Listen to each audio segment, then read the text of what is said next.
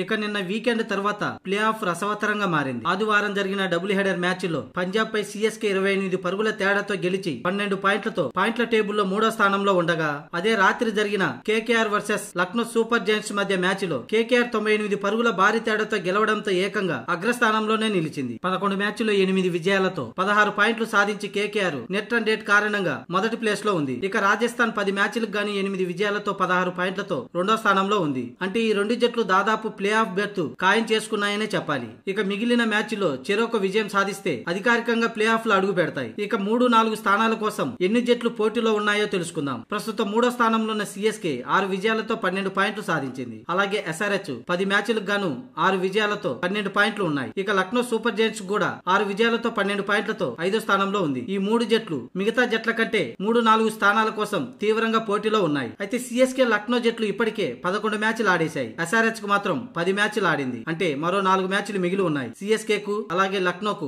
మరో 3 మ్యాచ్లు మాత్రమే మిగిలి ఉన్నాయి. దీంతో ఎస్ఆర్హెచ్ ఈ రోజు ముంబైపై గెలిస్తే ఖచ్చితంగా ప్లే ఆఫ్ లోకి 90% దగ్గరగా ఉన్నట్టే. అప్పుడు 4వ ప్లేస్ కోసం సిఎస్కే లక్నో మధ్య తీవ్ర పోటీ జరగనుంది. ఒకవేళ ముంబై చేతుల్లో ఎస్ఆర్హెచ్ ఓడిపోతే అప్పటికి కూడా CSK SRH Lucknow super Giants మధ్య 3-4 స్థానాల కోసం తీవ్రంగా పోటీలో ఉండనున్నాయి. అయితే ఢిల్లీ 5 విజయాలతో 10 పాయింట్లతో 6వ స్థానంలో ఉంది. ఆ జట్టు ప్లే ఆఫ్ కు అర్హత సాధిస్తుందా అంటే చాలా కష్టమనే చెప్పాలి. మిగిలిన 3 మ్యాచ్ల్లో గెలిచినా కూడా 16 పాయింట్లే వస్తాయి. అప్పటికి నెట్ రన్ రేట్ అధికంగా ఉండాలి. అప్పుడు పైన పేర్కొన్న సిఎస్కే ఎస్ఆర్హెచ్ లక్నో జట్లలో ఓ 2 జట్లు ఇప్పటి నుంచే పూర్తిగా అన్ని మ్యాచ్ల్లో ఓడిపోవాల్సి ఉంటుంది. అప్పుడే ఢిల్లీ ప్లే ఆఫ్ కు అర్హత సాధించే అవకాశాలు ఉంటాయి. ఇక RCB, Punjab, Gujarat Titans, Mumbai Indians ఎట్టి పరిస్థితుల్లో కూడా ప్లే ఆఫ్ కు అర్హత సాధించడం చాలా కష్టం. సాధించడమే కాదు, ఇక మర్చిపోవాల్సిందే. ఎందుకంటే ఇప్పటికే 11 మ్యాచ్లు ఆడేశాయి. ఇక మిగిలిన 3 మ్యాచ్లు గెలిచినా కూడా ఆ జట్లకు 16 పాయింట్లు వస్తాయి. అంటే టాప్ 3, టాప్ 4, టాప్ 5 లో ఉన్న 3 జట్లు కూడా ఇప్పటి నుంచి ప్రతి మ్యాచ్ ఓడిపోవాల్సి ఉంది. అప్పటికి గానీ మెరుగైన రన్ రేట్ తో ప్లే ఆఫ్ కు చేరుకుంటాయి. ఇదంతా జరగాలంటే చాలా కష్టం. మొత్తంగా ఢిల్లీ నుంచి